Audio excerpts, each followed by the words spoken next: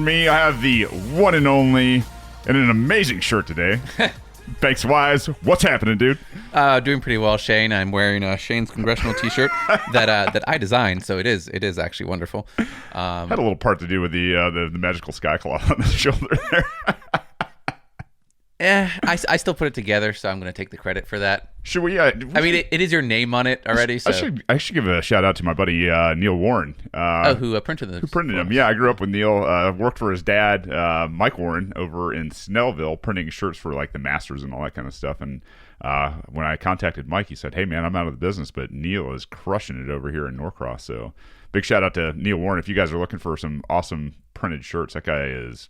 He grew up doing it, man. So he's awesome. Very cool. Well, we were preparing the show today, and we're like, well, you know what? We should probably do a little update on the things that have happened since the last episode, Sure. last two episodes, which did very well. I've got to say. I'm really pleased with the enthusiasm. We're like, guys, where's part two? Where's part two? We should split every episode just to make them wait. I don't think that's going to work out well for us. But as we talked about it, we realized that there was much more to say than we thought. So it's going to be probably a full episode of lots of clips of people saying smart things and also not smart things, and one flashback at the very least that I haven't told Shane about, and so forth. We thought we would start with one of the more positive videos. Shane is doing something on the screen over here. I'm trying to figure out what. I'm trying to figure out what it's doing too over here, man. This is crazy. I've got there she is. It's trying to think a little, I think, okay. And it's not coming over. I thought you may have a review up there, but what is going on? That's actually what I was looking for. I haven't checked those in a while, and I haven't seen one way or another. But is your mouse going like backwards or something? I don't know. What like it's inversed? I really don't know. We're in a new setup, guys. We're in the new old setup. Yeah, if you're looking on, it's starting to look pretty normal in here again. But there's still some technical bugs, going on, like me trying to pull up iTunes and all that kind of stuff. So I'm going to leave it for now. It's not even called. Is it still called iTunes? It's actually the podcast app. Yeah, app now. Yeah, for those who don't know, Apple split it into separate things. The music is separate from the podcast, is separate from the videos. It just won't come over. To be on iTunes. Here's what I'm going to do. I'm going to do that so it doesn't bug the hell out of both of us. Okay. And then I'm going to bring this down. Don't lose it. And there she is. Right there. The first video we're going to play is the video of Trump. He gave a press conference, pretty short press conference. I think it was 10 minutes? I think it was even less than that. Less than 10 minutes. Yeah. At the White House. I now follow the White House on Facebook, and anytime that they have a press conference, my Facebook gig gives me a notification. And I was thinking of just how amazing. The other day we talked about how President Trump should give a call to the Ayatollah and make it live. Yeah. We're not there yet, but we are to the fact that as soon as they make a comment, and I'm sure they do a bunch of stuff in secret as well, but as soon as they make a public comment, everybody gets to see it firsthand before it's filtered through Fox News or MSNBC or something like that, and I find that pretty cool. Yeah, no, I was just saying, I mean, the president tweets a lot. A lot of people don't like it. A lot of people hate it, and maybe just because it's Donald Trump is why they hate it. But I'll tell you, like a president who's speaking his mind, who's not filtered by the media to twist and turn and do all that kind of stuff, which you can do with tweets, but yeah, it is. It is a neat time, to be able to have that kind of access and to really understand, kind of what's on their mind and maybe even see some of the misdirection and everything. But yeah, you want to start out with this and we'll just go from there. Oh, so you've got a smaller clip of it then, which is fine. Here's a little play. Here we go. As long as I'm president of the United States, Iran will never be allowed to have a nuclear weapon. Good morning. Good morning. What do you think about that, Banksy? Because I have some real thoughts on this. I talk to people all the time about can't let Iran have a nuclear weapon. Can't let Iran have a nuclear weapon. Well, you know why they say it so much, right? Because they already have one? I don't know. No, because there's been propaganda for decades. Have you not seen the Netanyahu at the UN with the pictures of the Acme bomb? Okay, that has been going on my entire life. Yeah. And from the videos I've seen and articles, that's been going on before I was born too. So for the past 30 decades, 3 decades, 30 years. Yeah. People have been talking about how this is the number one threat to Israel, to the world, basically, and piling on more and more and more. It was weird because that kind of went away for a little bit, because you can't run the sham of they're going to get it next week forever, because people realize that a lot of weeks have gone by. It was 3 years, and then 5 years, and 10 years, and then those dates all came and went. Nobody said anything. Like, hey, do they have it? Do they not have it? What's going on with Iran and the nuclear? The idea that the U.S. can prevent people from going nuclear, I think, is the biggest, the biggest misconception about what we should and should not be doing in the world. I know there's the IAEA, and if you guys don't know what the IAEA is, the Atomic Energy Association or something like that, which, basically it's a treaty among the worlds out there that say, hey, listen, if you have nuclear weapons now, basically, you're going to be subject to people coming in, taking a look at your nuclear weapons from the IAEA once in a while, and on top of it, it is, it's just, it's the powers that be that don't want further proliferation of nuclear arms. Well, I mean, I don't think nuclear arms, I don't think they need to exist whatsoever. But if they do exist, so as much as I don't want the governments to be so big that they even need them in the first place necessarily, if they do exist, I have no problem with governments coming together and being like, hey, if you don't do it, I won't do it. Like that's cool with me, and I'll clap to that and be like, yay. Yeah. But if a government, I think a translation needs to be done. If a government doesn't want to voluntarily agree to that, and they do want, it's International Atomic Energy Agency, by the way. Yeah. Okay. So people can be more informed. I didn't know it. I looked it up. I know the acronyms.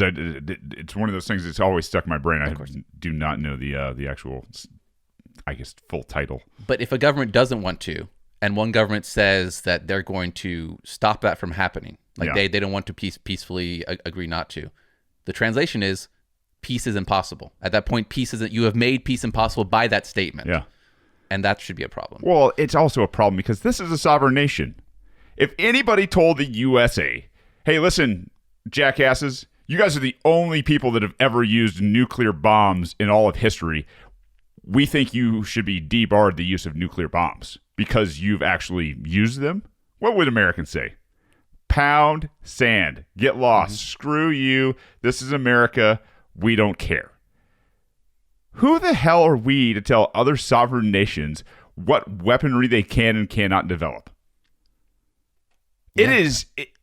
It is so hypocritical of the United States to, and I say the United States, of the government, of the hawks, of anybody out there that thinks that they can, help determine another country's, defense posture, offensive posture, if they want, to be, that. I mean, as long as they're not attacking anybody and as long as they're just developing, who gives a damn?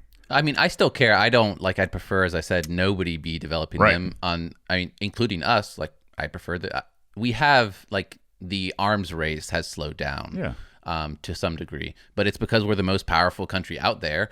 And oftentimes people who have the most power, the same thing you saw on the schoolyard, the same thing you see in that experiment, where they take students who are some of the prisoners and some are the guards.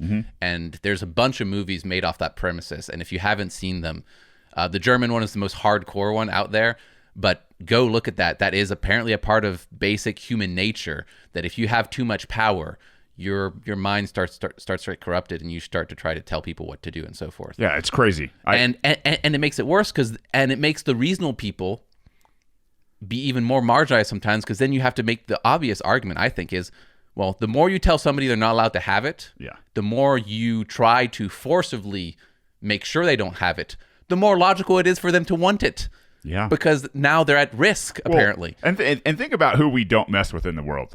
It's the nuclear powers. It's the Russia. It's the China. It's the Pakistan. It's all these people who we might be, quote unquote, in conflict with, that we don't say anything to. I wonder how many people, if you took a poll, we should do that one day. We should go to Atlanta, a random spot, I don't know where, and take a poll. We should take different polls. We should take one poll, say, hey, name the countries that have nuclear weapons, and see if people even know, or if they just think it's, well, only America has them, and all the other countries are wonderful because they don't have them. But I would imagine a lot of people don't know that Israel and Pakistan have nuclear weapons. Of course. And you know what's even funnier is if Iran was such a threat, and Israel actually really, really, really believed that they were that big a threat, what would Israel do? Maybe use a nuclear bomb. Or at least, attack them. I think this proves something. I think this potentially may not proves the wrong word, but it tends to go towards the direction that if you just let people have their own defenses, and some of those defenses are pretty cataclysmic, like a nuclear bomb, they're probably not going to be used that much. Yeah. If you just spread out the power instead of having America be the only one, be like, "Ooh, we have a ton of power." Let's just, because we're the only ones who have used it. We used to talk about this. For those of you guys who don't know, I had this really ridiculous major of international affairs in college, right? And so when we used to talk about the structure of the world in terms of power, they would come up with like multi-power versus unilateral or unipolar type discussions, right? Okay. And at the time, America was kind of like this. We were this unipolar type world where the United States had basically all the control. It was just dominant in the world. I don't think that is obviously the case in the world. You've got Russia really isn't, but China's no kidding the real deal, man. Well, so I think it's interesting because we talk about countries, and then there's definitely a place for that, and they have way too much power, and they do some bad things, and they do some good things, maybe. But I think a lot of what has decentralized the power there has been what I mentioned on the last few episodes, which is we have all this communication, all this stuff where it makes it harder in lots of ways for the World War IIIs of the world to happen, because we're all communicating together, and we all have a better understanding of, I don't know, the guy over in China who makes a YouTube video in broken English that we can watch and so forth, and we're naturally inclined to trade more. And have you seen all the videos between Iran citizens and U.S. citizens? I've seen a few where they're like, "Hey, man, we're people, peace." It's really kind of cool because while she's speaking a Persian dialect of whatever it is, Farsi, I guess. Yeah, it might be. And I don't speak Farsi. I say one word in Farsi. It's merci, which is the same in French. So that's right. But yeah, to see everybody going, "Hey, let's not kill each other." I think it's a really neat thing. It is. So let's listen to DJT a little more on this because I'm going to give him a little credit. I'm pleased to inform you the American people should be extremely grateful and happy. No Americans were harmed in last night's attack by the Iranian regime. We suffered no casualties. All of our soldiers are safe, and only minimal damage was sustained at our military bases. Our great American forces are prepared for anything. Iran appears to be standing down, which is a good thing for all parties concerned and a very good thing for the world. No American or Iraqi lives were lost because of the precautions taken, the dispersal of forces, and an early warning system that worked very well. I salute the incredible skill and courage of America's men and women in uniform. So, yeah, pretty positive ending, hopefully, to what could have been just an awful situation. Well, there was this moment between the assassination of Soleimani and the I guess after Iran did the retaliatory strikes, right? And Trump's remarks, there was 24 hours? Yeah, just about. During those 24 hours, I guess the people that I watch maybe don't jump to as many conclusions, but you couldn't help but hear in the back of their voice, I'm really, really worried because this is the attack on Soleimani came out of nowhere. Now Trump has a reason to bomb the crap out of them or something. And they were wondering to see what would happen again. They were all trying to be like, we don't know yet, and be a little positive. But in the back of their voice, it was like, oh man, I'm just so scared. And I gotta give a lot of credit. I think that he's still following that. It's part of him. He just thinks it's not a good idea. He doesn't see this as he sees this very in out of one lens of, hey, what is the best strategic way to make this stop? Because it's just not it's not financially good, it's not strategically good. And as soon as I can get credit, because you want to get credit for doing great things, right? Everybody kind of does. And I think that, like, I give him a lot of credit for doing that. And the whole speech is about 10 minutes long. This was just a part. And most of it, I went through the whole thing. Most of it, I kept on like drawing little smiley faces, being like, well, this is a positive. And I looked at the whole thing being like, man, it's mostly positives. The only negative things he said is the thing about Iran and the nukes. Yeah. Because again, I think that means you can't have peace if you actually believe that. Yeah. But Trump doesn't think you have to say what you believe, and he thinks lying is okay. So that could be strategic. Yeah. I think he's intelligent enough to understand why they'd want a nuclear weapon. And he at one point said, he talked about sanctions and how they're going to double down on sanctions and so forth. And that's up to the Senate. Thank God. There's a lot of bureaucratic sanctions happening these days. Sure. So it's kind of hard, and he usually gets what he wants. And I think that also means you can't have peace. But all the other things he said, I mean, he said some fluffy, like, feel-good things in there. He talked about the Iranian people and how awesome they are, and all the things they create and their culture, and that we can work together. It's the perfect moment, right? It is the perfect moment for peace. It is the perfect moment to walk out of Afghanistan. It's the perfect moment to walk out of Iraq. It's the perfect moment to start to withdraw our troops from the Middle East. I mean, finally, thank God. I mean, I don't know if it's his artificial tanner, the chemicals in it that kind of pull this peace out of him. And I don't understand for the life of me, the attack in the first place on Soleimani. I mean, I get that he was a really dangerous dude, really bad dude that was doing some terrible stuff in the world.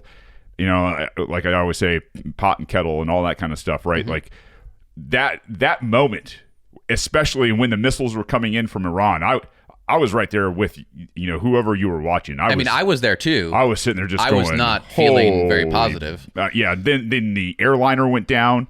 The Ukraine airliner was shot down by Iran, who admitted that they shot it down by mistake. Mm-hmm. I was flying the next morning, Banks, and I'm telling you right now, I was like, Jesus, please, let's not have the nuclear ionosphere attack that I had talked about in I think 153. Or 152. I think it wasn't everybody's mind. Like, everybody I talked to, non-political people, I played some video games that night with some people who don't care about politics at all, and they were all just like, man, this could be the thing that leads to like more war. Yeah. And just in their mind, some being more empathetic, some being just like, that's a bad thing. When that happens, we have all these problems. Sure. And wow. And then I went to bed thinking, man, I'm going to wake up in the morning, it's going to be really bad. Yeah. Could have been real. I mean, and the thing is we could have had silence. Silence is a bad sign, right? And the fact that they come out within 24 hours and started to pull down the threat, right? Mm-hmm. To really de-escalate in terms of provocation in their words and in their address there. I thought, I'm going to give them all the credit in the world. Thank God. Thank God. Anybody who's into good vibes and praying and all that did that kind of stuff, good on you, because something happened. There was a tension, not only here in the United States, but I think probably around the world with this. And hey, the guy has proven over and over and over again that he at least feels like moving towards peace, at least having negotiations, understands that there are, men, women, and children for the most part. That one blip, it just seemed weird. It just seems like. So it's funny though, because for as much as he takes things personally, and we've talked about that, like he needs to address certain attacks and like push back and be snarky, which that's a human trait as well. One of the qualities I think here is that he doesn't take that personally. He's like, hey, as soon as we can end it, like whatever happened. And it's kind of seen it from what I would imagine would be more of a military perspective of like you're wargaming it, right? And you have to detach yourself to make the best decision. Yeah. And no, the people who are doing like the Pompeos and the Boltons and the Brennans of the world, they're actually the people who I think a lot of people, when they give reverence to these people, assume, oh, these are people who have studied this, who went up in ranks. So that means they have some kind of honor or reverence amongst others who are striving for power. They've proved a lot of service. Yeah, I think a lot of people assume these are the people who are like don't get emotional about it and look at it very objectively. And it's actually not what's happening. When you hear the Pompeos of the world, they're just screaming for war all the time. And it's funny that Trump, as much as he takes things personally about himself, is able to be somewhat kind of that collected, cool person. And I think this is consistent. And the credit, the biggest credit I give that this happened, yes, is that he's pushing back against the war propagandists all the time. Yeah. So we'd made a statement earlier. I think it was it was in the 2-part series where I think it was actually in 153, the second one, where we have a listener out there who asked the question, what if Shane was still over there and still deployed? Would you want this to happen? I posted some things about, hey, listen, you can expect at least some type of response from Iran, no matter what. The other thing that I didn't include at the time, because I hope right now things are calm and good, but as soon as this happened, I think within 24 hours, I think we had an attack in Kenya on U.S. troops. I posted that and got a little bit of flack for that. They're like, listen, Sunni and Shia, these are different groups altogether. Not usually aligned in terms of their provocation towards the United States. The response from Iran is predictable.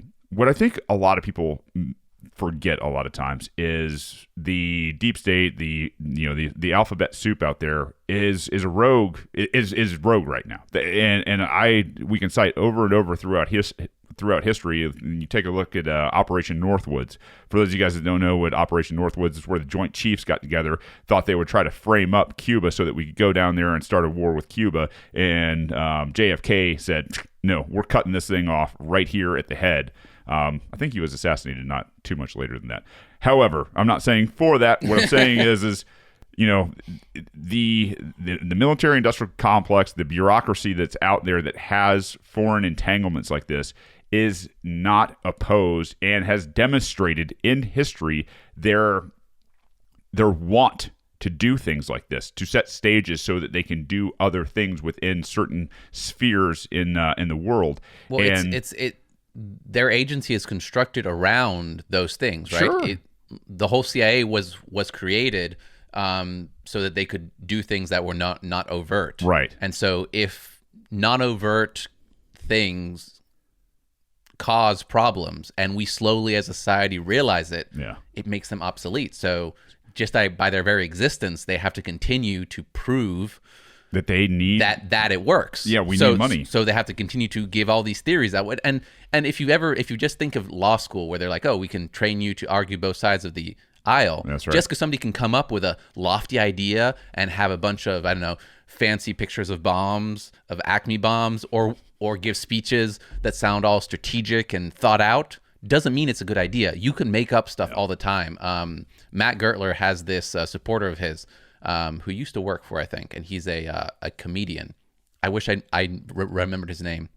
But his main thing, he gets hired by big corporations to go in, and he'll interview people one by one, and they'll film it. Yeah. And he just says gibberish to them. But it sounds like he's saying, like he's using real words and having real conversation. And most people don't have the confidence to call him out on it. So they just go with the flow. He'll be like, I obviously can't do it. It's a skill you need to have. But they'll just go with the phone and be like, yeah, sure.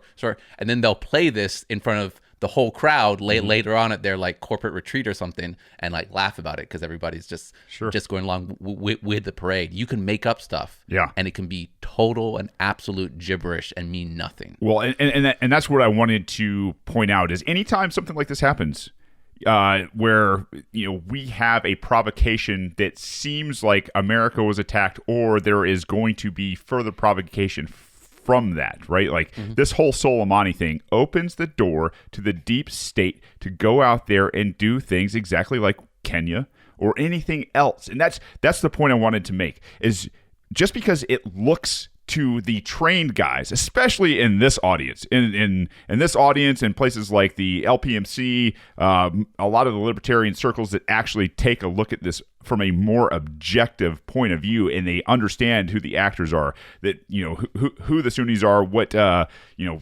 regions on earth that they occupy, what different, you know, organizations they comprise and things like that. That doesn't mean that the average everyday American who watches either Fox News or MSNBC understands the nuances here. Not even close.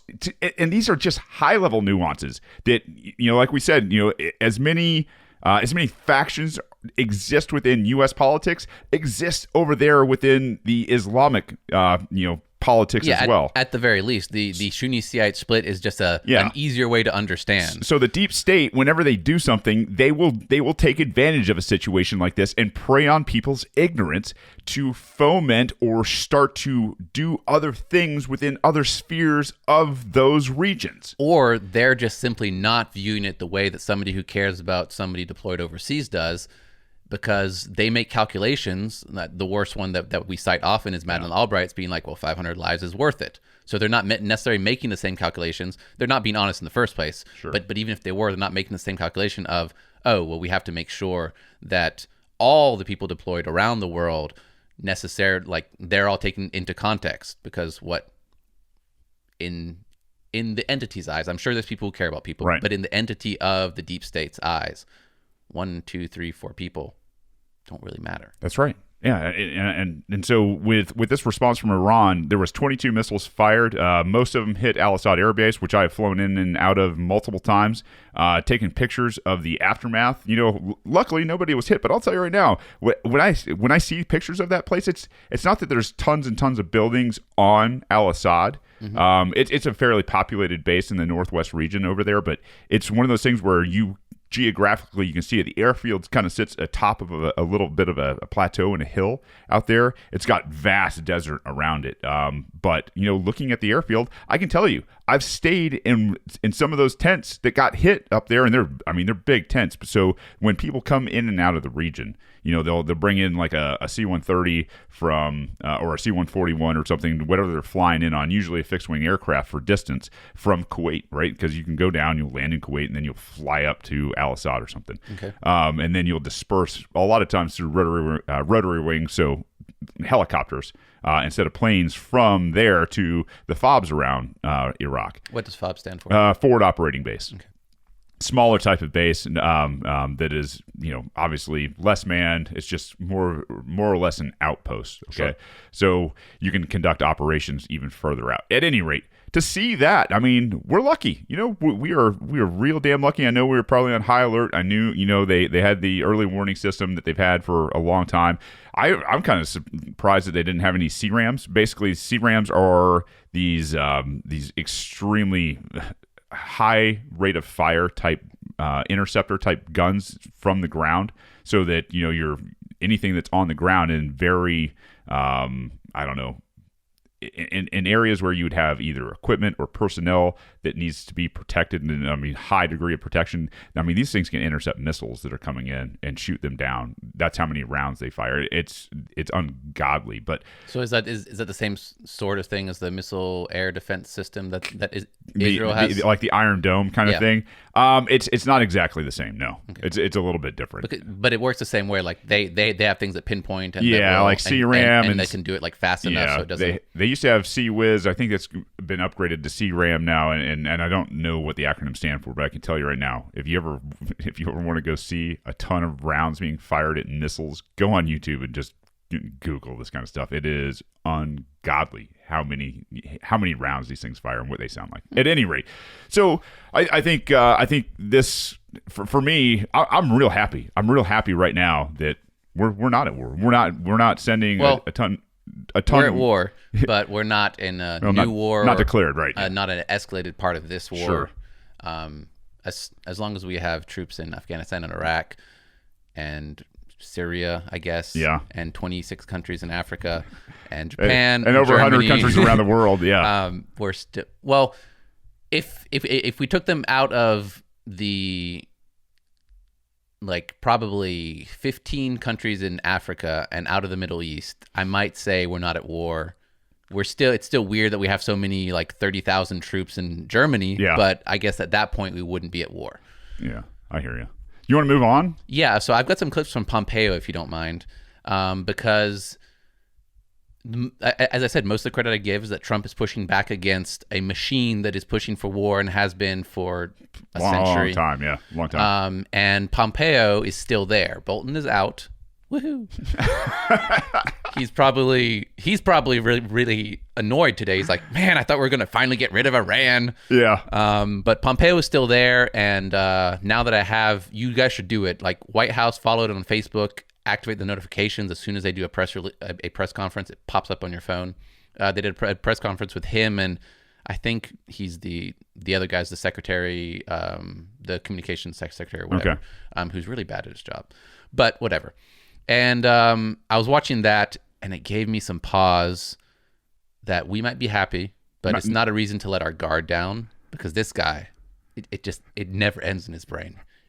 And I will give you clips to show you why. Okay, I had it here. No. If you don't have that, I have. Well, I have this. I wanted to play it in another order, but this is the first. This is the second clip of Pompeo I wanted to play you guys. I'll start with this and look for the other clip while I do that. Rookie. Banks is having AV issues over there. Called I didn't plug in. I'll tell you what, that'll sound 100% better once the aux cord is plugged in. Activity today with respect to Iraq. We've been in their country. We've been supporting Iraqi sovereignty. We've been continuing to take down the terrorist threat against the Iraqi people.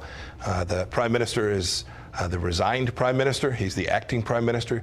He's under enormous threats from the very Iranian leadership that it is that we are pushing back against. We are confident that the Iraqi people want the United States to continue to be there to fight the counter-terror campaign, and we'll continue to do all the things we need to do to keep America safe. But if Iraq, it is a sovereign country, if they demand that we leave, one, will we leave? And if we do, won't that dramatically hurt the fight against ISIS and stability in the region? So here's why I played that, and it was going to be second, but it doesn't really matter. They talk out of both sides of their mouth at the same time, or Pompeo does it first. He's like, we respect Iraqi sovereignty, and then he talks about all the problems there of why they have to be there. And then whoever, I forget his name, but it's on Fox News Sunday. What's the guy on Fox News Sunday? The voice we just heard. Chris Wallace. Chris Wallace. Thank you. Yep. He just goes along with it with like, well, it is a sovereign country. You guys, you just heard this other guy say how they're not going to respect the sovereignty after he said he was going to respect the sovereignty. Could we have a conversation about that? I think we need to point out that the Iraqi government said, hey, GTFO, you got to get this out of here right now. And, you know, I think there was a leaked memo during the week that said, hey, I think it was to the Prime Minister, your friendship has been this great thing that we cherish, that we want to continue to work on. We will be relocating our forces and doing basically a retrograde, which the DOD had to walk back. Because they're like, hey, man, that was leaked. That was never, ever supposed to hit the public. And that was right on the aftermath of all of this going down. And I believe it was just the Shiites in the government that came in. They took the vote. The Sunnis didn't even show up. It was a absolute 100% from the Shiites. You got to go. You got to get out of here, because the Sunnis obviously have a minority in Iraq to begin with. So yeah, there was one sad part about that is I saw the leaked memo from General whoever or whatever, and quite a few people, not just one, quite a few people were like, they're bringing the troops home. And I was like, it says they're just like moving them around, moving out of Iraq. Yeah, that doesn't mean that they're going away from the Middle East. The general's like, yeah, we're going to move right over here into this place called Iran. Unfortunately, but I applaud the optimism of these people that jump to that conclusion. Yeah. Because it's good to see people excited about that. Okay, so I've got 3 more little clips about Pompeo here, and here is the first one. This is the press conference they had yesterday. Today, that would have been on Friday. You guys will listen to this on Monday, so three days ago for you guys.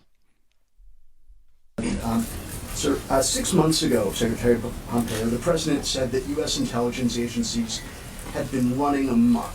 He spent most of the past 3 years he's been in office denigrating and attacking the intelligence community and disputing findings, whether it's on Russia or North Korea, or really any area that contradicts things that he has said publicly. Why then should Americans suddenly believe your assertions that you had good intelligence on this when the head of the executive branch has been casting aspersions on the intelligence community for most of his time in office? Look, I served as CIA director for the first year and a half of this administration. I watched the president rely on the work that the intelligence community did for the entire time I served as the head of the Central Intelligence Agency. I watched him rely on the capable men and women who are delivering exquisite information to the executive branch. I watched the president have confidence in that information. We all challenge their work. We have to make sure we get it right. The intelligence community is not flawless. We get it wrong. In this case, the intelligence community got it fundamentally right. So You got it fundamentally right. Tucker Carlson did a great piece on this, right, Yeah. where he was like, "Hey, I thought we had a problem with the deep state. Why are we intrinsically trusting the deep state on this?" And credit to whoever that journalist is. Like, he's a mainstream journalist. Okay, he's in the White House briefing room or whatever. He's at least talking out of the other side of his face right now, which is good. Just for the fact that he's actually getting to a little bit of truth. I'm not saying that if Yeah, I don't know who the journalist is, but I'll give him some credit there. Sure. There's apparently, like, it's exposed enough that some mainstream, and Carlson is also a mainstream guy. Don't get me wrong. Right. He's a little bit of an anomaly For now. I don't know how he's still on air, honestly, even though he's wrong about a lot of things. I agree with you. I was saying that the other day. But then Pompeo just he says some garbage about, the CIA is so awesome, blah blah blah, and then he admits that they get it wrong. So you'd think that he would explain But we got it fundamentally right. why this time they got it right. No, he just says, but this time we got it right. If I was that journalist and they don't get like a follow-up question, because that would be too hard for Pompeo. But the follow-up question is, you just insult, like, so my question is, why should we trust them? And you just implied that I should trust you because you said sometimes we get it wrong, but this time we got it right, with no other evidence whatsoever. No other explanation except something I won't play because it's long, because they go back and forth. Multiple journalists kind of ping him, kind of follow-up question. Yeah. He says that every congressman and senator can see the classified information about the attacks. That they gave him a briefing, and in that briefing they were completely open, and that the ones who weren't at that briefing can go in and see it right now. What? My question at that point is that, well, and something we're going to talk about, there's this bill that they voted on that passed saying, hey, we have to be careful. It's a resolution. A resolution, a non-binding resolution, Yep, actually. yep. Sure, you're right. And apparently there's some doubts about the whole validity of the attacks being so dangerous. Thank you for teeing this up for me. You're welcome. I mean, you want to talk about here's a silver spoon full of just a beautiful morsel from Pompeo. Oh boy, it's so easy to discredit this guy. First and foremost, let's look. It would be easy to discredit anybody who, like, you don't even need to know his past when somebody says, hey, why should we trust you? And the person says, you should trust us. Yeah. Like that's not a normal conversation between two people on equal grounds. The Jedi mind tricks that these guys try to pull that fall just completely flat for the trained brain out there. Trained brain. Yeah. Let's talk about history for just 2 seconds. Just recent history. Operation Northwoods was a lie. Obviously, it was a plan that these jackhats came up with. You've got Vietnam. We were lied into Vietnam. You look at the Gulf of Tonkin, huge lie. Spent 50,000 people's lives on a lie. Okay? Then what do we have? We had Kuwait. They had that one girl come over and testify who was the ambassador's daughter before Congress. Oh, about the babies? Yeah, babies and everything else. And incubators being killed. Complete lie. Okay? So with more blood, treasure, going over to the Middle East to begin with. Then we get weapons of mass destruction in Iraq. We got to go to Iraq. Oh, actually, I'm sorry, Afghanistan, which do we know is a lie? We know there are 18 pages that are redacted that nobody in the public has ever seen that implicate Saudi Arabia in terms of the training ground and funding and the Wahhab sect of Islam, which we have never, ever, ever, ever even dreamt about going and fighting, which obviously leads us into Afghanistan. So now we're going into Afghanistan to do some cultural hearts and minds bull squeeze on the back. And then we're going into Iraq. Iraq didn't do anything. Iraq wasn't going to do anything. No, but they had weapons of mass destruction. Sure, they didn't. And then and then we go into Libya.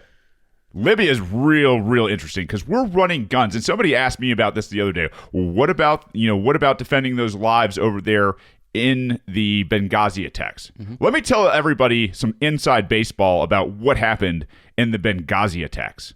First and foremost, we were running guns. We were running guns from Libya to Syria.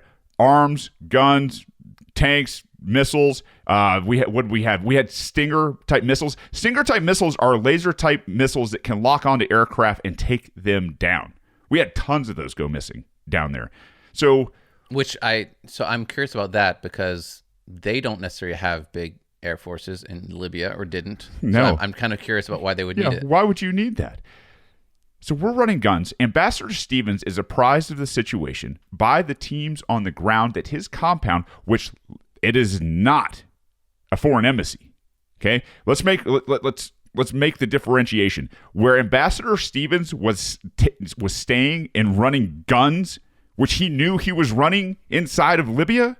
It was just to help the moderate rebels. Sure was. Yeah, I mean, you can trust McCain and Lindsey Graham. Those guys, man, they're just doves, man. They're just pro-peace all the way.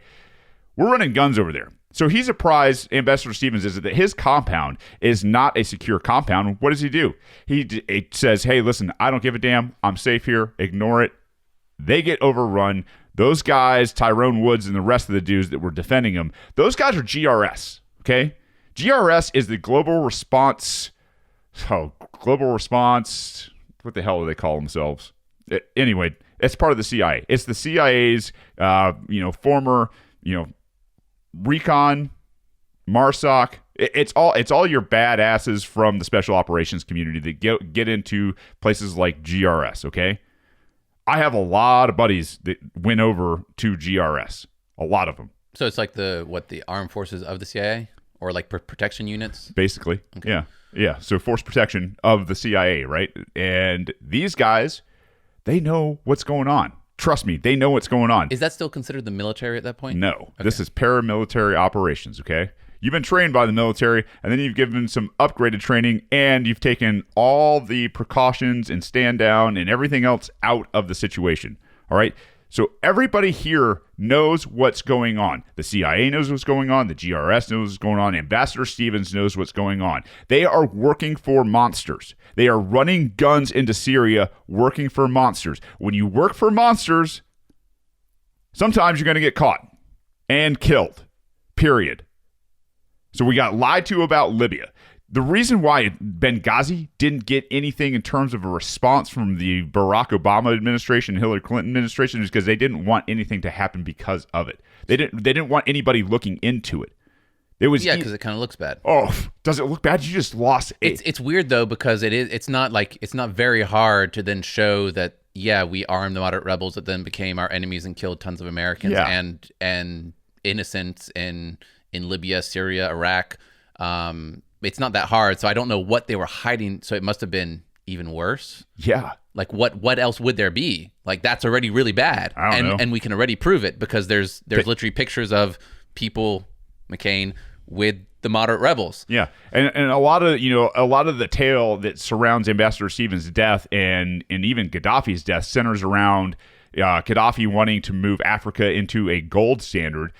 I don't think Gaddafi was real cool with America running guns to Syria through Libya, first and foremost. And I don't think he was really cool with us taking over his country in the first place. Agreed. That was probably the forefront of his mind. Yeah, it was probably the straw that broke the back. And that goes back to nuclear weapons, actually, since he voluntarily, so maybe I was wrong in the beginning, maybe voluntarily agreeing with some other countries that you're not going to do nuclear weapons, maybe that's not the best idea because he voluntarily gave up his nuclear program. Yeah. So now he's dead. That's the truth of the matter with Benghazi.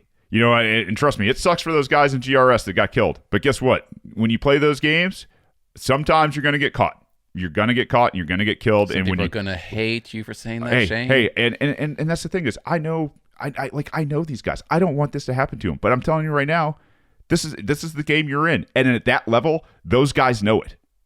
They know it.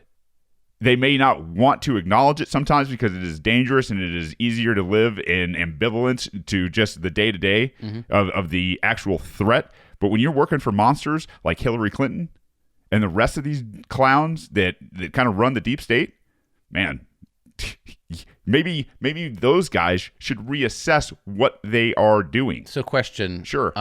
You might not have a good answer, but that's fine. Would the reasons that they're doing it because they and they don't do something else is because, I don't know, they make a lot doing it, or because they don't know anything better, or because it's exciting, or all of the above, man. Okay. I'm not trying to judge them necessarily. I like understanding, like, trust me, I like understanding why people do things.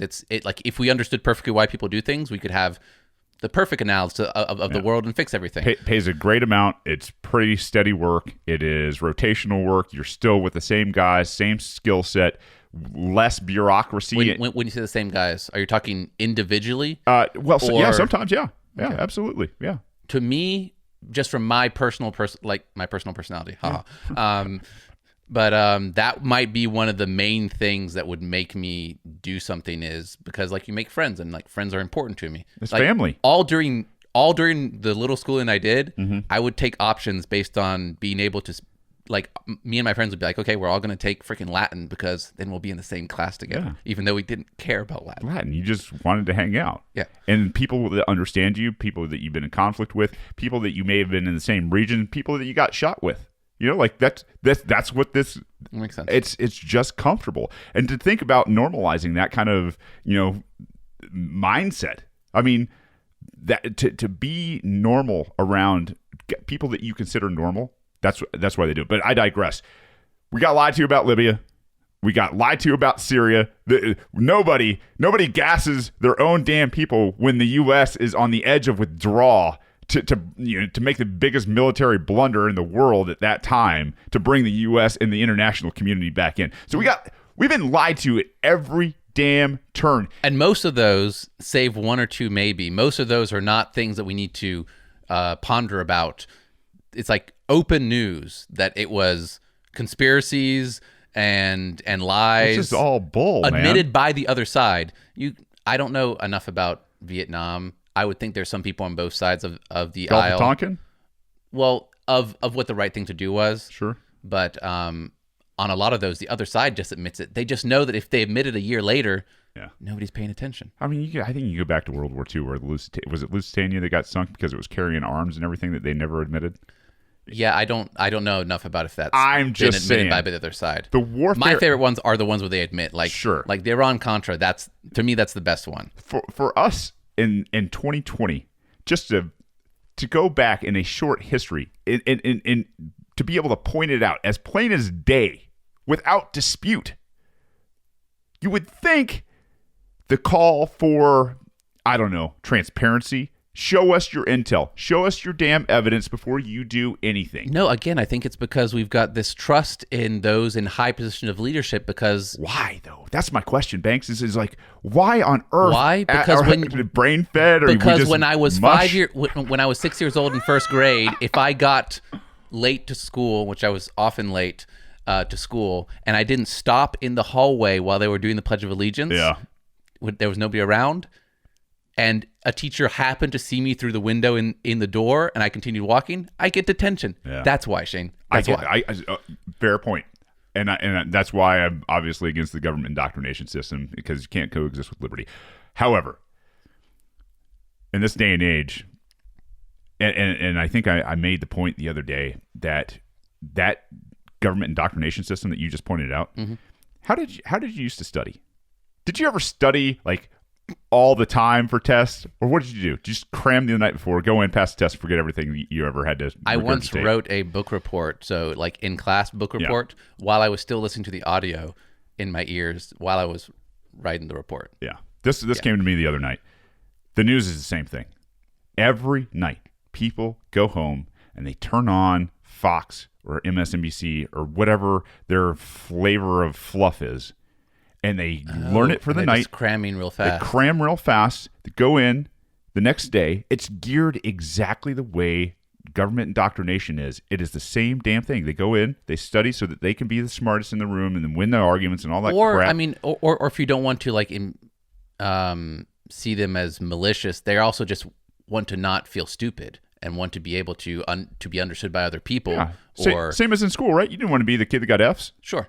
Right, same thing. You don't want to be the guy over there that doesn't understand what's going on in the world. There's a great In politics, if you're interested, anyway. there's a great thing on Friends. There's this episode where it's Penn Jillette actually does a cameo. Is that what you say? Yeah, a cameo in Friends, and he's selling encyclopedias door to door. And he goes there when Joey is just alone in the apartment, and Joey doesn't have enough to buy like the whole thing, so he buys V, I think.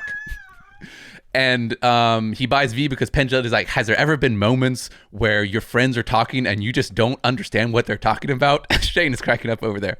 And Joey just imagines all these things like, yeah, there's all these times where we're talking about the Constitution, I think is actually one of them, or Mount Vesuvius. And he's like, man, I need to know more things. So he buys one volume. The V volume. and at the end of the episode, they're all at Central Perk, and they're talking about something, and Joey comments on it, and he's happy he can comment on it. Yeah. And then they switch to another subject, and it's not a word that starts in V, and Joey's face is like, and so he interrupts. He's like, hey, you guys want to talk about some volcanoes or all these things in V? I wish I could remember. That is a same thing. Great reference, man. Absolutely great reference. I think you need more Friends references on here. That's why I think most people cram. Anyway, to not feel stupid. My whole point is, in this day and age, people, you need to be out there. If you're new listening to the show, maybe I'm talking to you more than anybody else, because I think this audience is probably pretty woke to that idea. Is anytime the deep states or the military or any of these other quote unquote intelligence apparatuses come in and give some really loose opinion about what's going on, or some intel brief that's going to shake up a region in terms of maybe even taking us to war, show me. It's 2020. I don't give a damn. I don't care anymore. I want to see it. I think it's Scott Horton I think it's him who says like, receipts. I need receipts. Yeah. Show me the receipts. So that actually tees up the last two things from Pompeo perfectly. But before that, I think that's what puts us in such a good position. Yeah. Our ideas are pretty simple. They have to, I think that's why they're being exposed over time. They have to come up with lie after lie. They have to remember all the lies of history, right? Yeah. And the world goes so fast these days that they have to remember all the lies in a very short order too. Like, it's too much information for them, so they mess up. Which is Pompeo's tiny brain, I'm sure. I mean, he messes up right here. I'm going to show you. All we have to do now, there is a lot of information that we can shift through, and it is cool to have all that knowledge to be able just to fire back and destroy their arguments. But you don't necessarily need that. You need some pretty high level stuff. Yep. Some basic high level stuff to be like, make memes out of. Hey, you're in power. If you're in power, what you say, you're going to have to prove what you say so I can trust you. Hey, this just happened not that long ago, and you guys said that it was false. So yeah, you've got this. That makes me trust you even less. Like, just one example is all you need. Let's hear Pompeo. But here's Pompeo. He just can't keep it straight, man. 1430. You take my submarine. We took an action that we thought was likely to create less risk for the American people, and I'm confident that we did that. Go ahead in the back. In the back, thank you. Thank you. This question is for Secretary Pompeo. There are reports that the Iraqi Prime Minister has asked you to start negotiating the withdrawal of U.S. troops from Iraq immediately. Is that the case? Can you comment on that?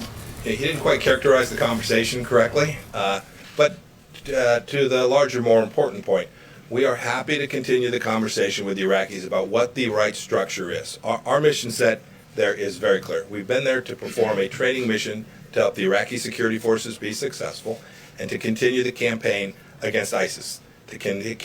Okay, so he gets the question about leaving. And he sets up the stage like he's not appropriately describing the parameters in the first place. Oh, we were there, like voluntarily, just because they wanted us there to do some security work. It wasn't because we had a $1 billion investment in an embassy over there or anything to try to take over the region. I'm talking from the very beginning, but yeah. But he's trying to just like basically not answer the question, do a little puff. Mm-hmm. It's not, but 2 minutes later, that his true colors, because he can't hide it. Okay, too many lies. He can't hide who really is. That it just comes out. And what are they talking to? They talking through a piece of conduit or something out there, So, like the black things you have in your yard or for water runoff? They're just talking out loud, I think, in this big room with all these cameras flashing and so forth. So the audio for the journalists is just crappy. But Sounds like a game of telephone. 2 minutes later. Aware. Last night, the president said it was a threat to embassies, including to our Baghdad embassy. Why can you say that here, and the president could say it at a rally in Toledo, but no one said it to lawmakers behind closed doors in a classified setting, as multiple senators have since said? We did. You said so. The senators are lying We, when they say that we told them about the was a imminent threat. All of the intelligence that we've briefed, It's coming. that you've heard today, I assure you, in an unclassified setting, we provide in the classified setting as well. To be clear, you told them that embassies were to be targeted. That was the imminent threat. I'm not going to talk about the details of what we shared in the classified setting, but make no mistake about it. Those leaders. I didn't. So Facebook has horrible like timing on the video. So that was a part I previously said where he's like, we gave them all the information, and then there's only one question he doesn't answer was, so the imminent attack was on the embassies. Is that what you're talking about? He's like, I can't talk about classified information. But here comes the moment. It's pretty soon. Members of Congress who want to go access this same intelligence can see that very same intelligence that will reflect what I described you and what the president said last night Is as that well. threat now gone with Soleimani gone? Threats are never gone. Right? It's always a lot of danger in the world. Always a lot of danger in the world. He goes on and on about that it's so dangerous, but that is the moment. The threat is never gone. It doesn't matter how much of a like non-answer he gives about whether we're going to leave or so forth. This is his thought. The threat is never gone. If he thinks the threat is never gone, and he talks about all the time how we have to go after all the threats and how awesome the CIA is about keeping us safe and the children and blah blah blah blah blah, this is his thought. The threat is never gone. It can never stop. Yeah, That's the truth. That's Pompeo, man. Yeah, and I guess if you're hammered, everything looks like a nail, right? I mean, that's kind of quote unquote his job out there. That's some as, empathy, as, sure. as head of state. But if you're not, here's the thing: is if you are trying to perpetuate peace and keep a nation at peace, which he is not, I contend, he's not the guy that wants to keep this nation at peace, right? I think what you're doing, is looking at the world from a different lens. Is you're getting your troops and your military out of harm's way and going back to that defensive posture so that you can have peace around the world.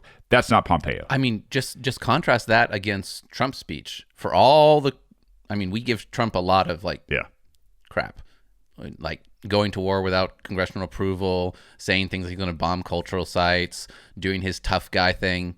But at least when he's on the other side of it, every time he ping pongs back to, hey, we can make this work. This guy is never talking about making it work. Is that the end of Pompeo? Yeah, it's the end of Pompeo. Let me now play for you Representative Matt Gaetz, who's got a different story than even Pompeo in terms of his briefing from these guys. I think it speaks volumes. Interesting. And I can't wait to play it. Here you go.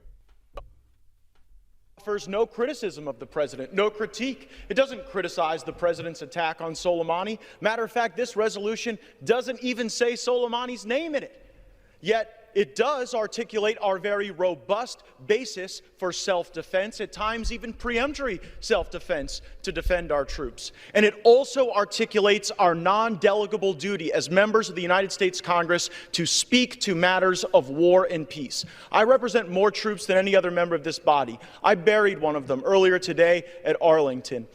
And that sergeant died a patriot and a hero. If the members of our armed services have the courage to go and fight and die in these wars, as Congress, we ought to have the courage to vote for them or against them. And I think it's ludicrous to suggest that we are impairing the troops from doing their job by not doing our job articulated in the Constitution to speak to these matters of war and peace. I support the president. Killing Soleimani was the right decision, but engaging in another forever war in the Middle East would be the wrong decision, and that's why I'm voting for this resolution, and I yield back. So the reason we're talking about Matt Gaetz is because there is a bill or resolution, non-binding resolution, makes it pretty useless, but whatever. HCR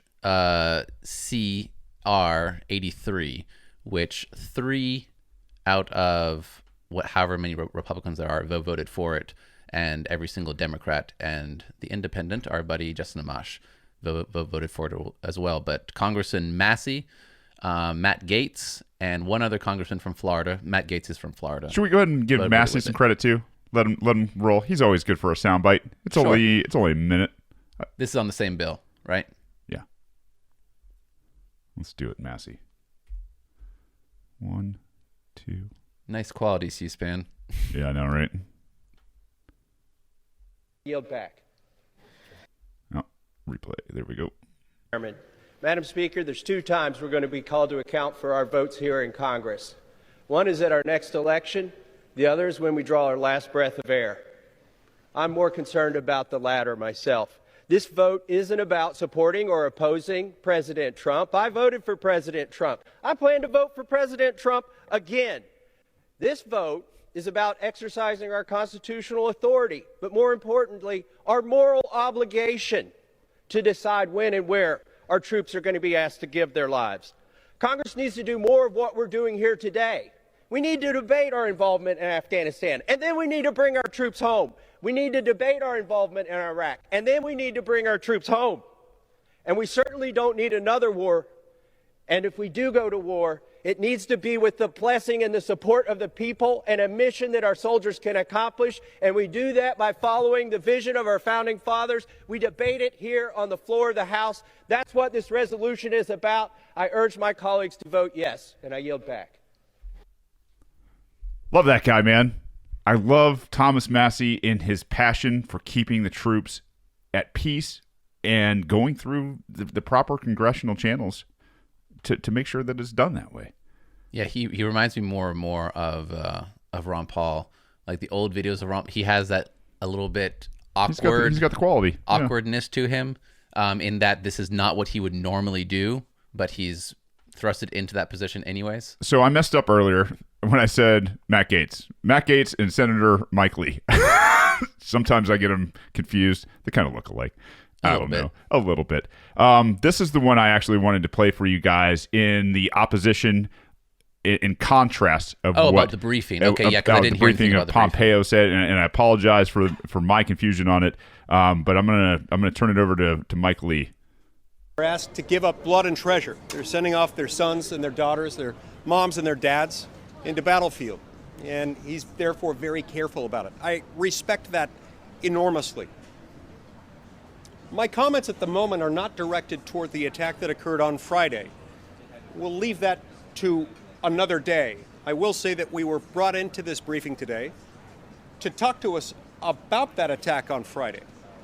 I had hoped and expected to receive more information outlining the legal, factual, and moral justification for the attack. I was left somewhat unsatisfied on that front. The briefing lasted only 75 minutes, whereupon our briefers left. This, however, is not the biggest problem I have with the briefing, which I would add was probably the worst briefing I've seen, at least on a military issue, in the 9 years I've served in the United States Senate. What I found so distressing about that briefing was that one of the messages we received from the briefers was, do not debate, do not discuss the issue of the appropriateness of further military intervention against Iran. Big problem. And that if you do, you'll be emboldening Iran. The implication being that we would somehow be making America less safe by having a debate or a discussion about the appropriateness of further military involvement. Yeah. So that's a big damn deal. I guess I don't know that much about briefing. I know that they have all these committees on intelligence. They keep things secret, and all that is repugnant to me, as it would be repugnant to our founding fathers. And we don't hear that much about briefings, right? Like in daily news. But it sounds to me like the briefing is actually instructions on foreign policy from whoever. Banks, why is that a problem? Well, the problem is the people who are supposed to be making the assessments, right? The thinking for the people is this guy. He's not supposed to be told what to think. He's supposed to be per what a normal, reasonable person would think in briefing. And when they say intelligence and briefing and information, would be given information. Now, no information is completely unbiased and objective, but you would think that they would try to strive that way, and in no way have the briefing be an opportunity to tell the people who are supposed to be doing the thinking what to think in the first place, because then that would mean that they don't get to do the thinking, and that their vote means nothing because because the non-elected person, whoever's doing the briefing, people who apparently left at the very end, so that means no questions, by the way, which even if you're given objective information, if you're the person doing the thinking, you're supposed to challenge information so that you can make appropriate and smart decisions. No, I mean, the whole thing is not the way any reasonable person would think is happening. And if anybody would think about it for 2 seconds, and it's probably a very uncomfortable thing to do, that is just a whole nother cancer in a whole system that is already infested with all these other cancers. That's horrible. Yeah. I can't. This turns the relationship of Congress and the military on its head. This is antithetical to the Constitution. It reminds me and is reminiscent of our talk with Pat McGeehan, and I don't remember exactly. It was the first one when we discussed his Protect the Guard bill. Oh, and when the people from the DOD came to meet him and say, hey, whoa. Yeah, in full battle dress uniform, not dress uniform, battle dress uniform, as if, hey, listen, this is what you will and will not do. This is what's going on. The generals or the colonels or whoever are briefing these guys have lost their damn mind in their place in how this works. I'd love to know who's doing the briefing, because if it's just random people, agents, intelligence people, then it would mean that most of the congressmen and senators are already so used to this that they don't need to make an effort. If it's the generals and so forth, it means that they're doubling down and making sure, because those people are more imposing, and apparently I don't know why. Guarantee you that's who's doing it. I guarantee you this is the brass, the high echelon brass that's briefing these people, who are giving them instructions on how they are to conduct themselves. No, not how. What they are not allowed to do. Well, not only not allowed, but what they should be doing. Yeah. That is absolutely the wrong way. It shifts this government. I mean, I know, trust me, we're not a constitutional republic. We're not even a democracy anymore. We're some great giant empire. I say great. We're some despotic empire that plunders the entire damn world for the most part. I think great is appropriate. Great doesn't always have to be have to be positive. The same way my great-grandfather was 6'6", and he was called Shorty. So great is like wink, wink. Hey, great. If anybody has ties into Mike Lee, I want to know who these generals are. I want to know who's briefing Congress and senators and telling them what they can and cannot or should and should not be doing. That I want to know. That's probably the next step. It's the even at the state house, this barely happens. So you've got people who like walk off on votes and nobody talks about it. Yeah. And Matt has tried to bring that conversation forward. The next evolution of Congress, and I think it's going to happen because of all the social media and the kind of AOC types, is exposing and like naming names. Sure. I agree, man. And I'll tell you right now, these are the guys who have the power to decommission those officers, and they should be. If they've got officers coming in and telling them what they should and should not be doing, they should be having immediate conversations on decommissioning those. How do they decommission officers? So every officer in the military is commissioned by Congress. Every one of them. I didn't know that. Yep, for sure. Yep, they serve they serve the people of America. And so they are accountable to the Congress. That's the way this is all set up. Yep, for sure. I'm going to listen to a little bit more, and then we'll move on. We're already sitting at an hour and 11, Banksy. Of course we are. Against the government of Iran. Now, I find this insulting and demeaning, not personally, but to the office that each of the 100 senators in this building happens to hold. I find it insulting, and I find it demeaning to the Constitution of the United States, to which we've all sworn an oath. It is, after all, the prerogative of the legislative branch to declare war. Article 1, Section 8 makes that very clear. Alexander Hamilton in Federalist Number 69 made clear that this was a sharp contrast from the form of government that we had prior to the Revolution, a form of government in which the executive, the king, had the power to take us to war. He did not need the Parliament to weigh in on it, to support it. That was the Parliament's job after the fact, after we had gone into war. This, Hamilton explained in Federalist 69, is exactly the reason why this power was put in Article 1, Section 8, in the branch of government most accountable to the people at the most regular intervals. I'm going to stop. When we send our brave soldiers, sailors, airmen, and Marines into harm's way, we owe the American people the decent courtesy to follow the Constitution, to debate and discuss these actions. Well said, Mike Lee. I am so glad you found that clip, man. That is... There's just so much out there, and every time you see a little bit more, and it makes no sense. Yeah. So this just further points this point. I mean, to go back, hey, listen, you've been lied into every damn military conflict, probably in most people's lives today. The very few people that are left from like the World War II area, I will not. I'm not going to go down that rabbit hole right now. But I'll tell you right now, ever since after Korea, man, you've been lied into basically every major conflict that the United States has been in since then. Mike Lee is sitting here as one of the 5 people in Congress with an A constitutional voting record and telling you that the generals or whoever the powers that be are telling them what they can and cannot say to the public. What a farce. Unbelievable to me, and thank God. Yeah, I mean, this was posted. C-SPAN picked it up, and Molly MZ Hemingway. She's I don't know who she is, but she's a blue check mark out there. Absolutely great find. Thomas Massey retweeted it, and I'll tell you what, I would love to know who these guys are. Now, I don't know. We've only got about another 15. 20 minutes or so, Banksy. Okay. Do you want me to get into the conflict and maybe, I don't know, the clown of the week over here with Sarah Sanders and her comments on this? Sure. After that, I'd like to read through the resolution real fast. I don't think I'll put Fox News up on there. Well, I guess it's commentary, right? Is it fair game for YouTube and everything? Yeah, it's fair use. We're going to argue it's fair use. Fair use. Let's do it. Take us down, Fox. Totally do it. No. This is going to be full of chuckles and giggles, I think.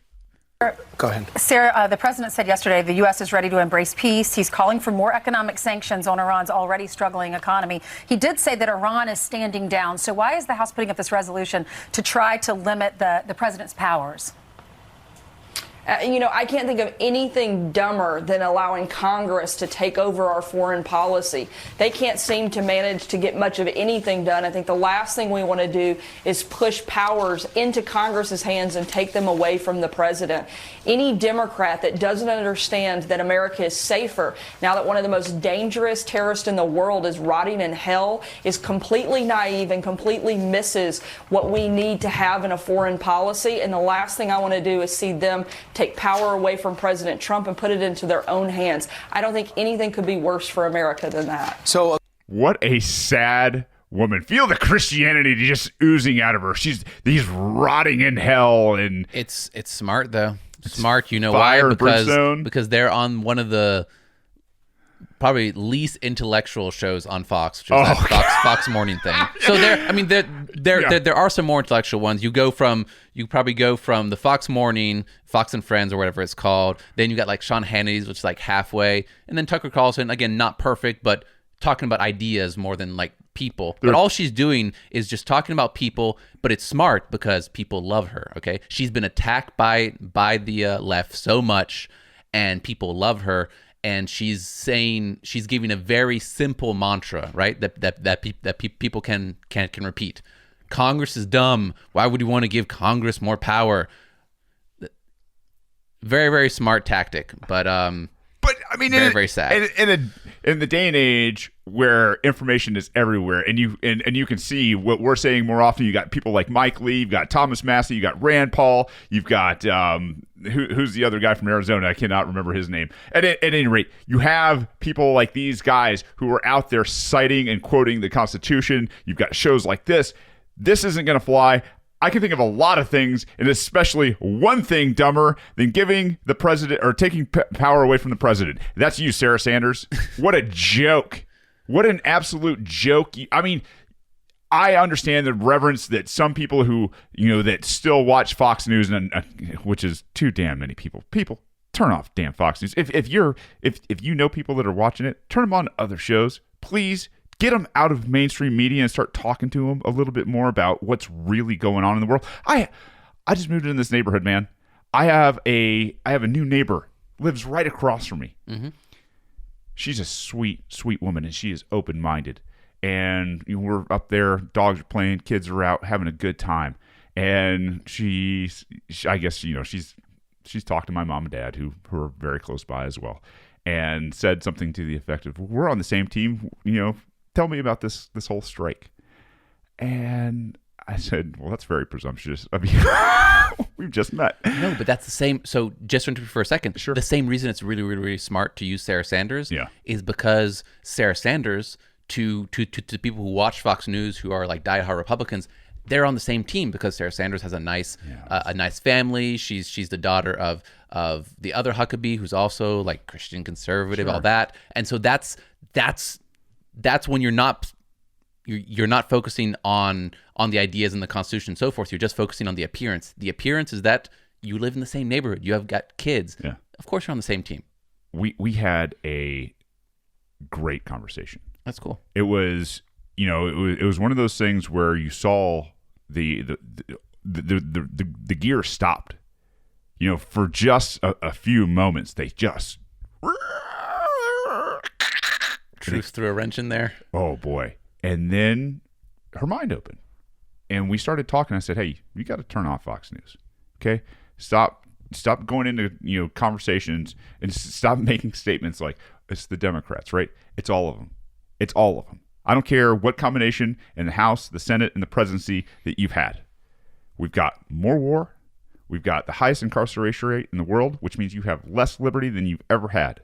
None of what we've done overseas has helped America one iota. Not one. Okay? Understand that, and I will take you down this path. Okay? I'm going to give you a little today, the whole baby bird thing, and I even gave her that reference. I'll feed you a little so that you can digest it, and if you want more, come back, and I will turn you on to things that will expand your mind. I said, and there's going to be a process, and I think this is worth kind of talking about at the end of the show. There are a lot of you guys that are just woke alpha foxtrot out there, man. You guys are way, way, way ahead of the American power curve, okay? There are some other people that they want information. That's a good thing. The fact that they want information, that they are paying attention, is a good thing. The fact that they're paying attention to Fox and MSNBC and CNN and stuff like that, where they're just taking anything that's thrown at them, is the problem. You can have conversations with these people, just like I had conversations with my neighbor here. She's an older lady, and so you're up against some technology things. Help them understand it. Go teach them. Give them a little bit at a time. Ask questions. The mind, a lot of times, will reject facts, okay? It just automatically doesn't want to hear facts. I don't know what it is. It is just one of those things in the mind that doesn't want to hear facts. The great thing is that you can give people an escape route. Okay, you can give people an escape route in terms of a ton. You have the answers to questions. What you need to do is lead people through the Socratic method into those answers. And if they don't know it, it exposes their lack of knowledge compared to your abundance of knowledge. A lot of times, and it doesn't make you look like a complete asshole. You're giving them an out. So when you say things like, well, explain Article 1, Section 2 to me. Now explain Article 6, Section 2, or the Article 5, or explain to me the coup in Iran. Explain to me these things. Because if you know it, have somebody explain it to you. And then when they can't, then you can explain it to them, and then they go, oh, because now you've gone through offering to be the student to now, by default, being in a teaching position. Don't overload them the first time, okay? I've done that before. Establish rapport and talk to them like they're your mom or your dad or somebody that you absolutely love. That, in terms of being in the South, that's the Christian, what I would think would be more of the quote-unquote Christian way to do things. I just think it's a good person type of way to do things. And you will make a lot more friends. You will convert a ton more people if you can do those things. Be that person that just asks questions.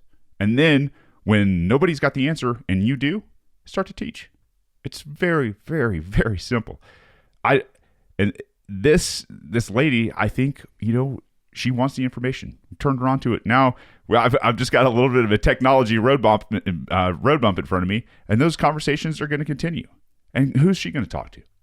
You know, who are her group of ladies when she goes in there? Maybe, you know, eventually she's going to have the strength and the knowledge to start passing that on, or at least say, hey, I got this podcast called The Rebellion. Let me help you set it up on your phone, or something to that effect. Well, there's also the fact that, and this is like, we're talking about microeconomics there, about Sure. this one person. If you take the macro level, and it's one of the things that allows me to be positive, is every little thing you do can have a ripple effect. Mm-hmm. So let's say that something like the strike happens, right? Some of them are wanting information, and some of them are feeling emotional, and they need to cram before the test so they can feel not stupid Right. in front of their friends. Yep. What do they do? A lot of old people on Facebook, or they see friends while they're playing bridge. Well, whatever it is, their first interactions, they're cramming, so that they just want the first thing that comes in front of their face. A lot of the first things that come in front of their face, and this happens for me. If I'm scrolling through Facebook and something just happened, the first one I see, and it's somebody I know I can trust, like I see a post from Shane, and he's like, Trump did something stupid. I'm like, huh, Trump probably did something stupid. Okay, maybe she'll be the person who doesn't share the Fox News article about, yay, Trump did something awesome and still loves the Constitution. Maybe that means that the next person who goes on her Facebook or his Facebook and doesn't see that post is a little bit more open-minded when he goes out into the world. Mm-hmm. And then maybe he doesn't share that. And it goes on and on and on. Because a lot of this is just however many people say you can kind of remember, like 200 people are like your sphere of influence. Mm-hmm. If you can start to pick out people from the spheres of influences of other people and make sure that they don't have this. Because if 200 of my closest friends support me on an idea, even though I'm wrong, it's going to be much harder for me to realize that I'm wrong, because, well, 200 of my closest friends already support me.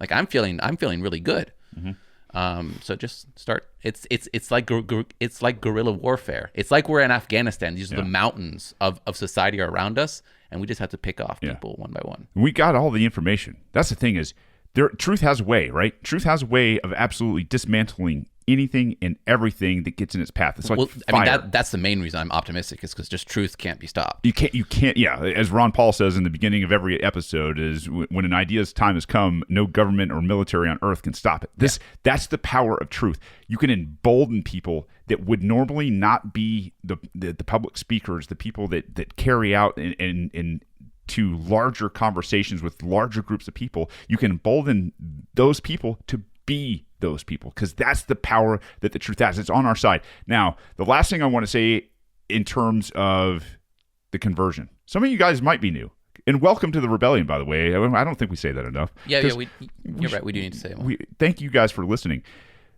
As you're going through this transition, if you're that long-time Fox News listener that are just pissed at us about everything, let's talk about the stages of transition. Yeah, I don't know if you ever had them or not. I know I definitely have. I've had some transitions on some things. Sure. The stages of transition for somebody who was a complete neocon, like I was, complete hawk, you're going to be a little bit lost at first. You're going to be a little unsure, and then your voice is going to get real quiet, because anything you think you thought you knew, you're going to start to question. That's good. The second thing is what's going to happen is you're going to start finding information. You're going to start finding information, but you're going to still be in the old mindset to where you think you need to win arguments. Okay? That's not your goal anymore. Your goal should be converting people once you have arguments, and that doesn't happen when you're combative in your argument techniques. That's why I said go with the Socratic method rather than being preachy. Well, on that point, conversion would almost be the wrong term, and just sharing with people would be the better term. Right. Because if you're trying to convert, you're also trying to win. I think, maybe conversion is the wrong thing. Is just where people are, once they see it, they're just going to see it. There's going to be some anger. Okay. Once you realize and you start picking up all this knowledge and the appetite, the voracious appetite is going to grow and grow and grow and grow. And at some point you're going to go, well, holy hell, this whole thing has been a giant lie to control the populace of the United States. You're going to get mad. And that is where I think a lot of times libertarians get stuck and they miss the opportunity to have conversations with people, is because they will go in with both barrels, the Moab or the nuclear bomb, and they will absolutely destroy the person that they could have a conversation with. I mean, I've seen it over and over, especially from the keyboard warriors out there. Especially. I mean, I've seen friends who, people I considered friends and now they're less friends, who have let it, they stopped at that moment and they got so angry that they hate me now. Yeah. Anything, I think it's important to appreciate that we're probably all in a phase of transition. Not the transitions we've talked about on previous shows. And that is the only thing that will keep you humble enough to be able to deal with the anger, because it's infuriating. The briefing thing, which was kind of just, I didn't know that I was going to hear what I heard. It makes me want to just run around Washington D.C. and just point out to people and be like, "You're a liar." It makes me intrinsically, but I know that I'm missing things too. Yeah. Most of what I'm missing, I often assume is like how to do things better. I often assume I have a lot of the information already, but that's probably wrong as well. Mm-hmm. And if you can't remain humble, which makes you be able to relate to other people, you'll be part of the problem. Yeah, you will. Not part of the problem, as in Dave Smith's show, which is fantastic.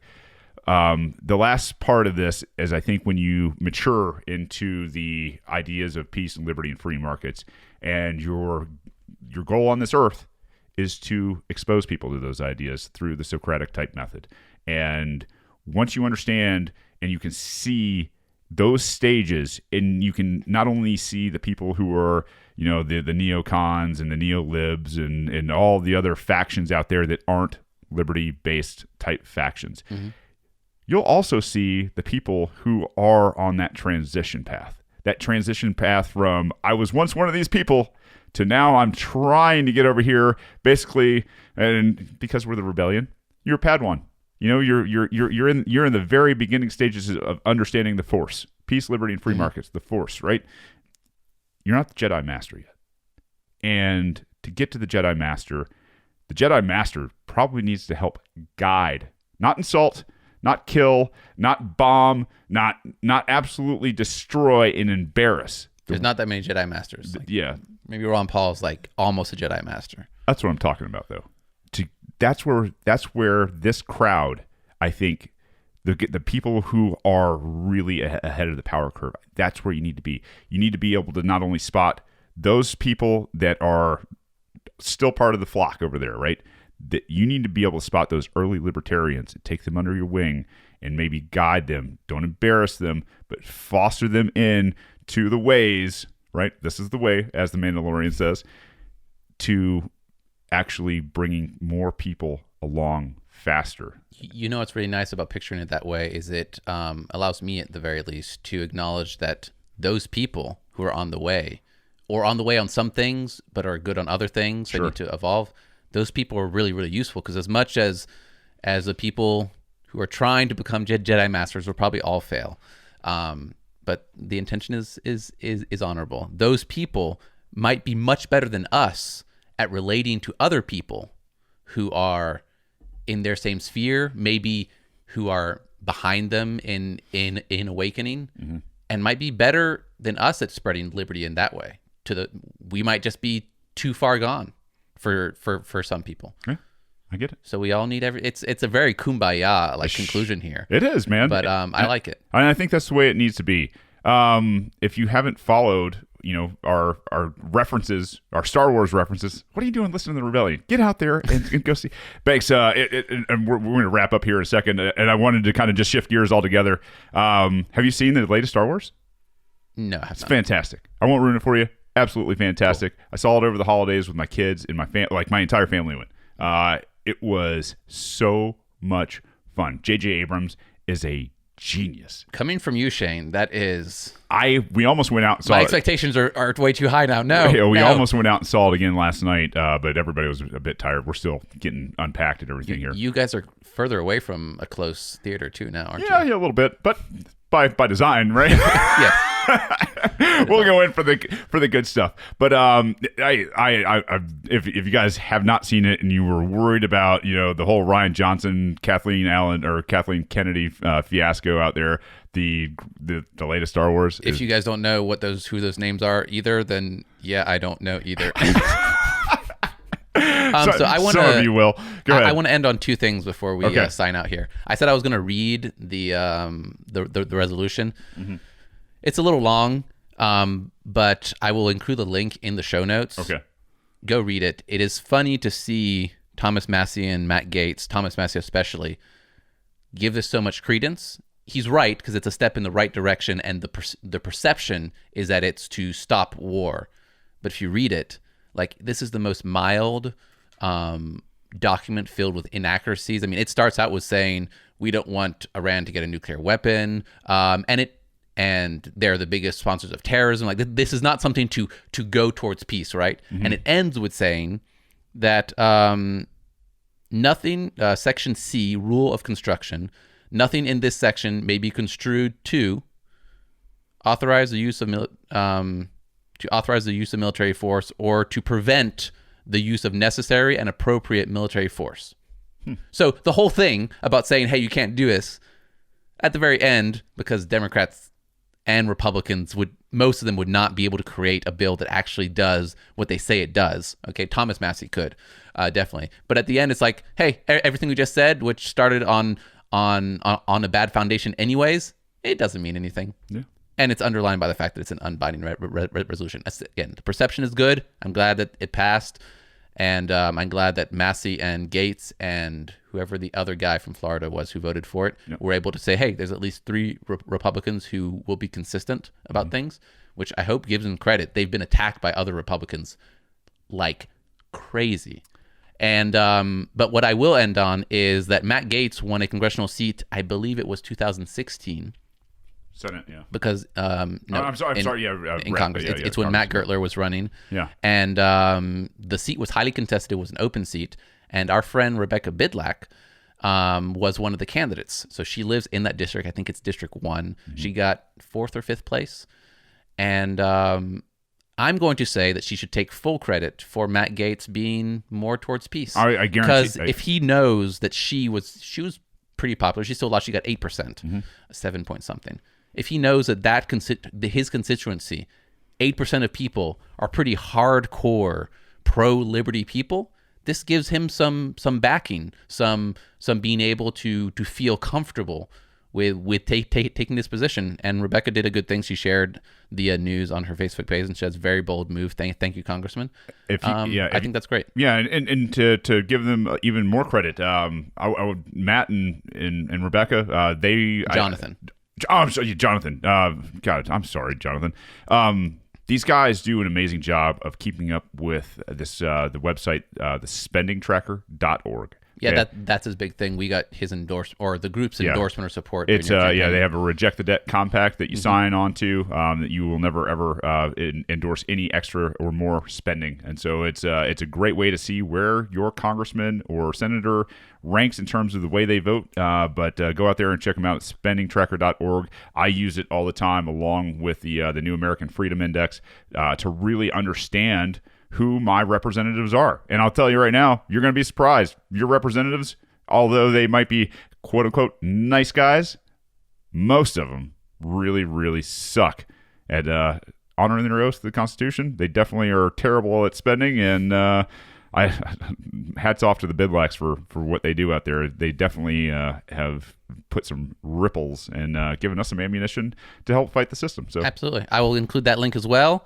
And to finally finish, there's 16 seconds of why the Democrats don't get to hold this resolution as their high praise. It's like milquetoast resolution in the first place, because they're inconsistent, warmongering, don't care about liberty people. So here's Nancy Pelosi for you. So, Madam Speaker, Madam Leader, you're saying that the president did not need authorization initially and still does not need any authorization from Congress on Libya? Yes. Thank you. There you go. Flashback. Well, thank you guys so much. Like I said, you guys are an amazing audience. We can't thank you guys enough for all your support. If you'd like to help us out and spread this message, We are on patreon.com/rebellionpod. You can go and you can become a donor. Hey, Banks, talk for a second. I'm going to show them stickers on YouTube. So check it out on YouTube. We got stickers for you. Yeah, so everybody who's listening who is a patron, you have gotten your stickers this week. Thank you for sending all the text and emails and post them on Facebook and Twitter of you liking them. Shane is showing you the Don't Hurt People, Don't Take Their Stuff sticker, which was the favorite, I think, at this point. And so if you want to support us and get these cool stickers, we send out probably 2 or 3 times a year. We send out a bunch of stickers. And just become a patron. That's the favorite, huh? Patreon.com/rebellionpod. What? That's the favorite sticker. The other one was the Peace, Liberty, and Free Market sticker with the icons. That one is cool too. The feedback that I've got, it's not a competition. Banks designed the one. Obviously, I had the input for the other. I'm sorry. It wasn't a competition. It's just the feedback we've gotten. Why do you do this to me, Shane? I'm going to drink this bottle of wine all by myself. Yeah, and we get a bottle of wine from one of our listeners. You have the Matt, who's also a patron. Thank you for the Liberty School wine. Yeah, which is really cool. We're celebrating my wife's birthday today, so happy birthday, Meredith. You are absolutely the best wife in the world. I can't believe you. Like fine wine, you are getting even more amazing over time. It's over awesome. time. Nice use of words. It is. She is just an amazing wife, instead amazing of mother. Talking about age. Oh over time. Yeah. And anyway, we also need reviews. Go out there, give us a review, and if you become a patron, we'll start sending you stickers. We sent our one patron, Quest, a flag. Thanks for retweeting the pictures with it. We're really glad you enjoy it, and it's got a special place in your house. Thanks for believing in us. Quest is the first patron. Yeah, thanks for believing in us from the very beginning. And I don't know, we're gonna have a wall of fame, maybe a Quest picture up on a wall that I can actually put stuff on walls on. But anyway, it'd be cool. I mean, it'd be cool one day we meet Quest and take a picture with him. Yeah, I'd love it. Absolutely. At any rate, this has been the Rebellion, a place for peace, liberty, and free markets. We love you. We need you. Peace.